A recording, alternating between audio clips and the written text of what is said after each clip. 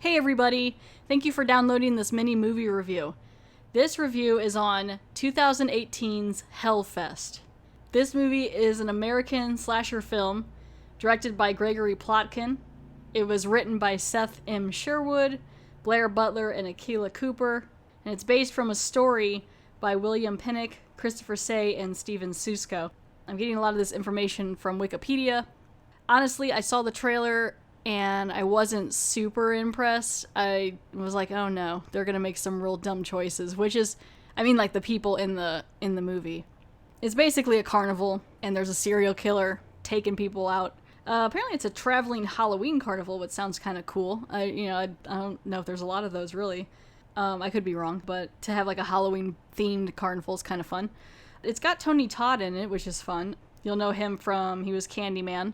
It also stars Amy Forsyth, Rain Edwards, Bex Taylor Klaus. Like I said, it's just a bunch of teenagers who are stalked by a serial killer. I don't know. I just know they're going to make dumb decisions, but maybe the kills will be fun. You know, maybe they'll be inventive is what I'm looking for, because if it's like a carnival, there's so many things you can work with that. You can do like Dunk Tank and Fun House. Probably even do something with the Ferris wheel, Cotton Candy Maker, you know, something like that.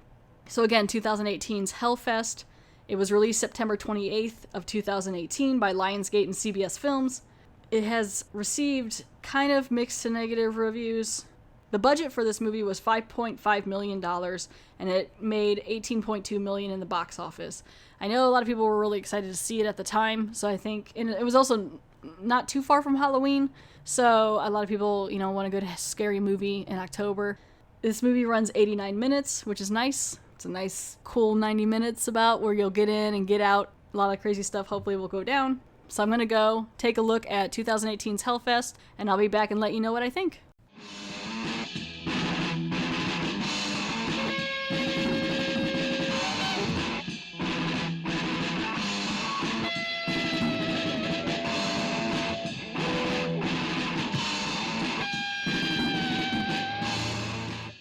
And I'm back. So I watched 2018's Hellfest. Let's talk about it.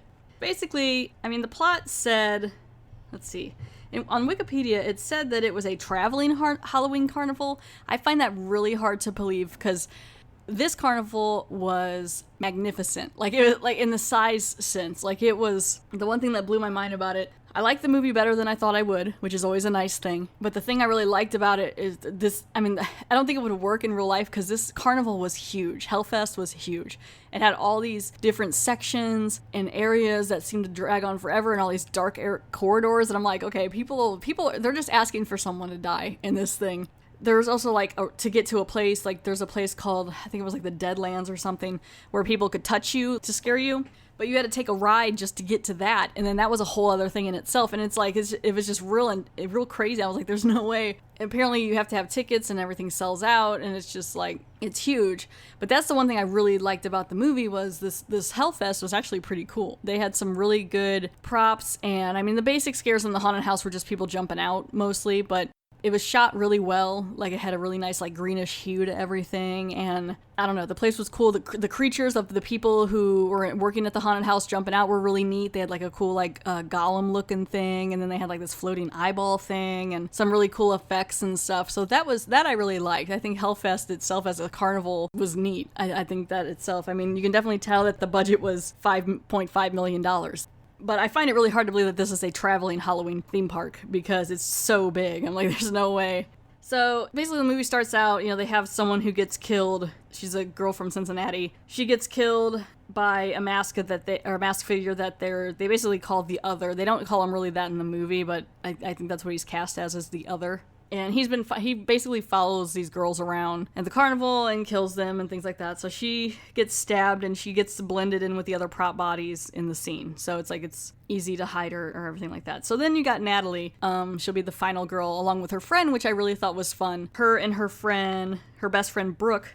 So Natalie's played by Amy Forsyth, and Brooke is played by Rain Edwards. I really liked their friendship. I thought it was really cute. They had all these plans to like go to Spain, and they like had been friends for a long time, and which I thought was good because I was like cool because they almost did there's a couple little like tropes or cliches of horror movies in here that there was one they almost did where the African American in the group, the black person, gets killed. Brooke is black, and she was the first one heading off to go look at something in the movie, and I was like, oh, are they gonna do that? And then they didn't, and then she makes it. So I was like, okay, cool, that was kind of fun. And I liked her. Like, her and Natalie were very good in it. So Natalie shows up to meet her friend. They're gonna go to this Hellfest. A former classmate of hers, Taylor, who was played by Bex Taylor Klaus. I liked her. She was supposed to be like this like kind of punky comic relief thing in it. Her with her boyfriend was cute because they were kind of like weird together, but she was a little much. I was like, you need to dial it back a little. But they were all fun. If anything, this movie gave more of the attention to the women in the group. It's basically 6 kids. It's like the 3 girls and then their respective boyfriends or guys that they want to be with. The guy that was with Brooke's character really didn't have a whole lot to do. His name was Quinn. He didn't really have a whole lot to do. Taylor's boyfriend, Asher, he had a little bit more, and then Gavin had the most, and Gavin is the one who kind of got them the tickets, the VIP passes to go into this. So 6 of them, 3 girls, 3 guys.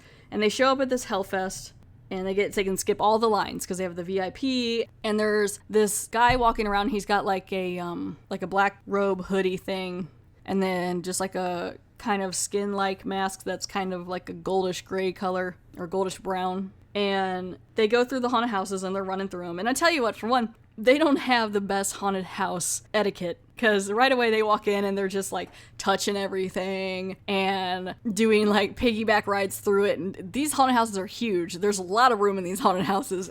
Enough that 2 people or 4 people can do like piggyback races through the halls. I'm like, nah, okay. Yeah, they walk in right away and they're making jokes and touching everything and messing with props. And I'm like, stop it. So they're just trying to have fun, whatever, fine. It kind of reminded me a little bit of the movie Ghoulies 2, which is a really fun movie if you've never seen it. It's at a fun house as well, a scary fun house, and a lot of the punks that come in there right away, they're like, we should have a party in here and just hang out and make out. I mean, they didn't pay a lot of money to get into this Hellfest, but a lot of people in movies have. But anyway, Ghoulies 2, check it out if you haven't. It's good times. So back to Hellfest. So they're going through like this maze and this house thing in one of the houses, and this other chick is being chased by the other. And so they go into this scene where it's like they're like in a school. It's just like a bunch of desks and stuff. And so he comes in and she's running. And the girls think, because the girls are there, it's Natalie, Brooke, and Taylor are all watching this, and they see the girl around. She's like, oh my god, he's after me. And they think it's part of the haunted house. So she hides. And so when the guy comes out to look for her, they're like, oh, she's over there. And he's like, cool, thanks. Like, he doesn't say it, but he goes over and grabs her. And then he's getting ready to stab her. And right there, like, Brooke and Taylor are like, I don't want to see this. We're going to go. But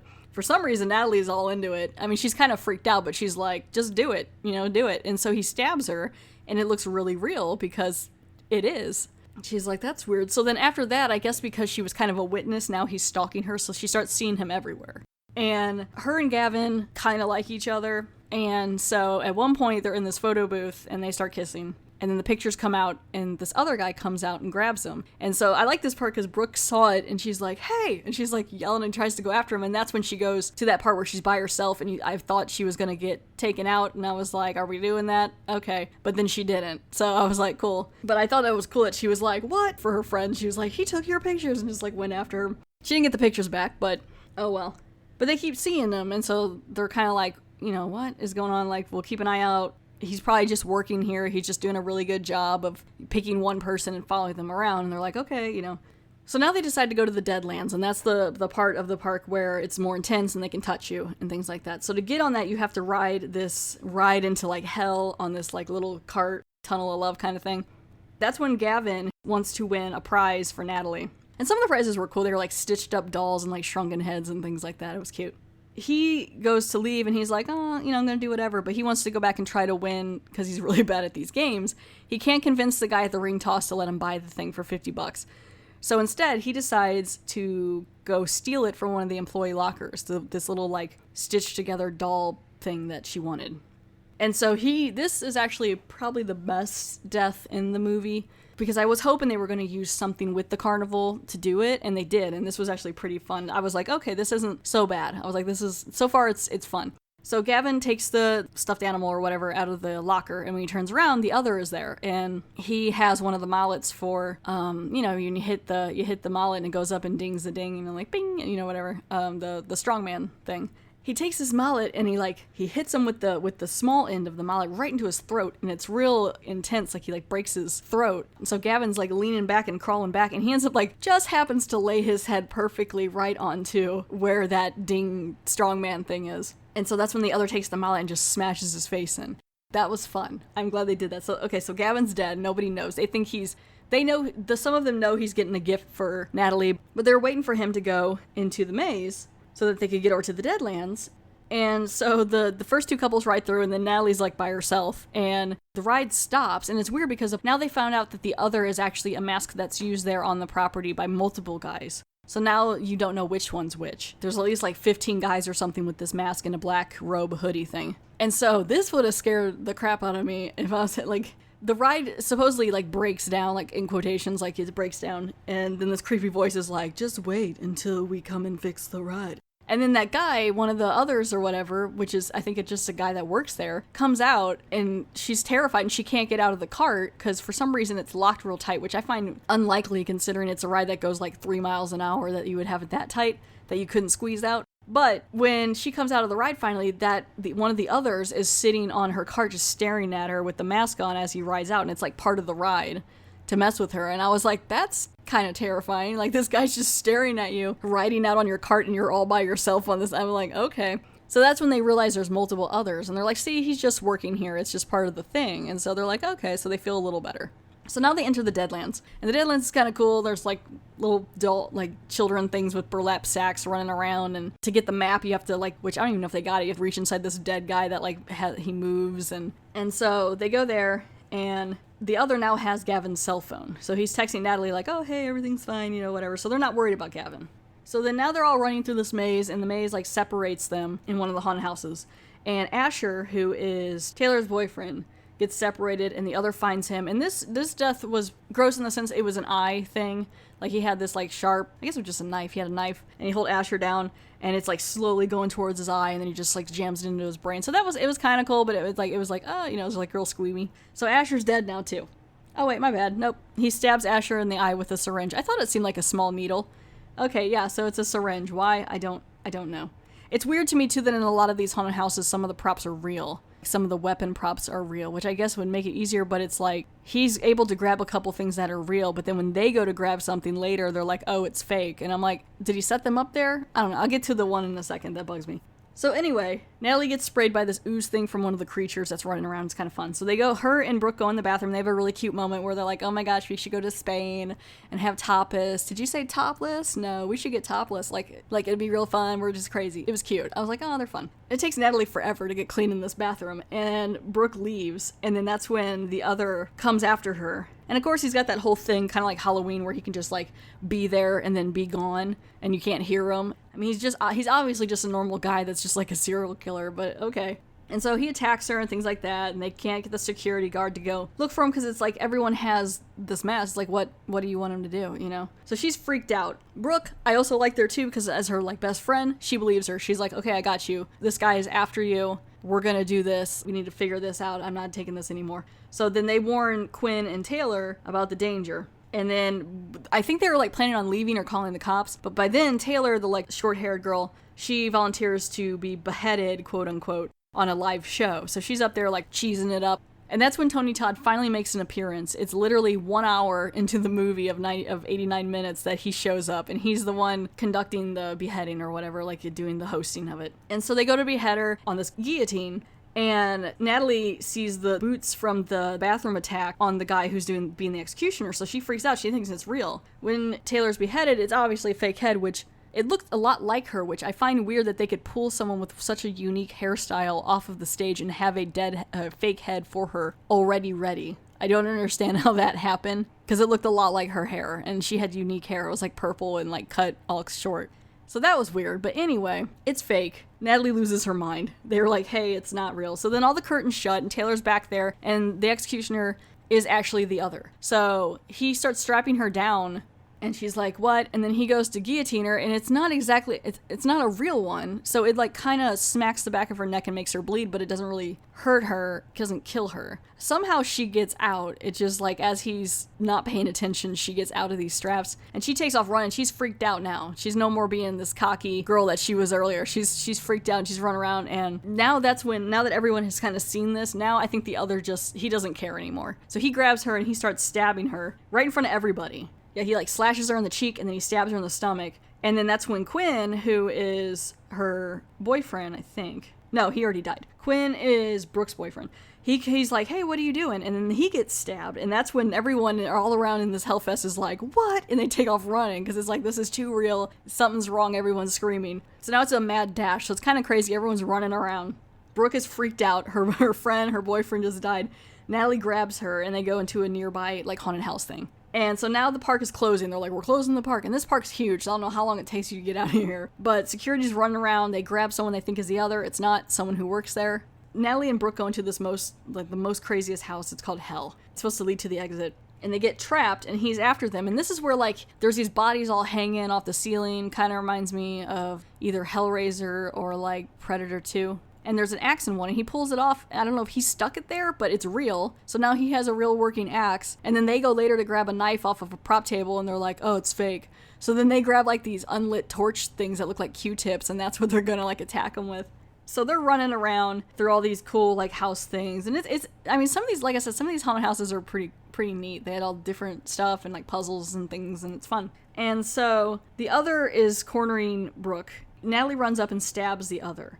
And as he's getting ready to stab him, he kind of takes the axe, and he just barely misses Brooke's leg. At first I was like, how did that leg not get taken off? But he just barely swipes it with the outside, so it cuts her in the leg. So she's kind of down a little bit. She's having a hard time running. So this part was kind of cool, because they set up this thing where Brooke was kind of coaxing him to, like, come to this one spot. And then Natalie uses one of the hiding trapdoors for the haunted house to hide. And then she, like, pulls it back and jumps out and stabs him. So he gets stabbed, and it's pretty good. Like, in the stomach, he's bleeding everywhere. And then they run for some reason instead of finishing the job.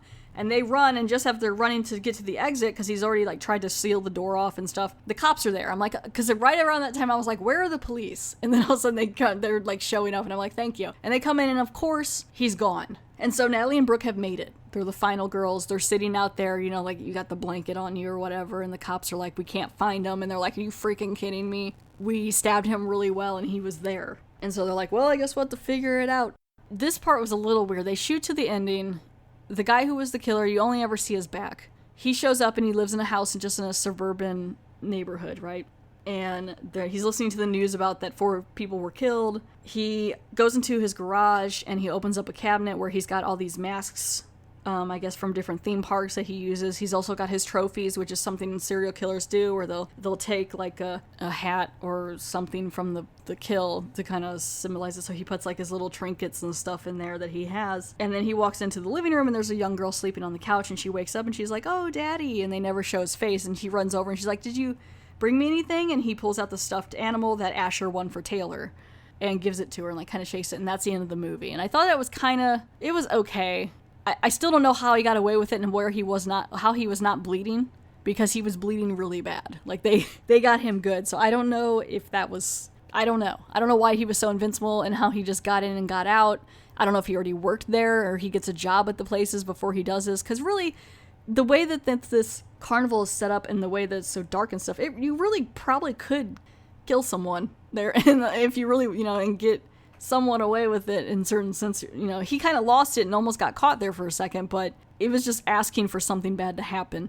So if I had to rate it, I'm gonna go with burlap sacks. So I'm gonna rate it 5.5 burlap sacks out of 10 for 2018's Hellfest. Check it out if you want. It's a fun little romp. Would I watch it again? Probably not. But I mean, it had some good effects in it for the haunted houses itself, and it wasn't entirely horrible. So I mean, it was fine. So I'd give it a whirl. So yeah, 5.5 burlap sacks out of 10 for 2018's Hellfest. Thank you so much for downloading and listening to this mini movie review.